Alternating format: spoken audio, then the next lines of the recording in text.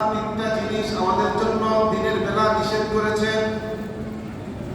এক নম্বরে কোনো কিছু খাওয়া, দুই নম্বরে পান করা, তিন নম্বরে হলো স্ত্রীর সাথে কাছে যাওয়া। কিন্তু আপনারা গভীরভাবে চিন্তা করা লাগবে না, সহজেই বুঝবেন এই তিনটা জিনিস কিন্তু হারাম না। খাওয়া, পান করা, স্ত্রীর কাছে যাওয়া, এগুলো কি হারাম? কি বলেন হারাম নেই? এগুলো হারাম না, এগুলো আল্লাহ হারাম করেছেন। আল্লাহ বলেছেন কুলু ওয়াশরাবু, তোমরা খাও পান করো, এগুলো তো হারাম জিনিস। কিন্তু রমজানে দিনের বেলা এগুলো আল্লাহ নিষেধ করছেন।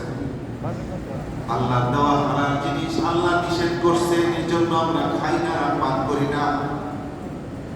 অথচ আল্লাহ সারা জিন্দেগি ভর যে সমস্ত জিনিস নিষেধ করে দিয়েছে, রমজানের বাইরেও এগুলা যেমন নিষেধ, রমজানের ভিতরেও যেমন নিষেধ, রমজানের বাইরেও নিষেধ।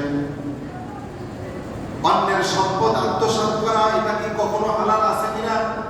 এটা কখনো হালাল ছিল? হালাল থাকবে? থাকবে না।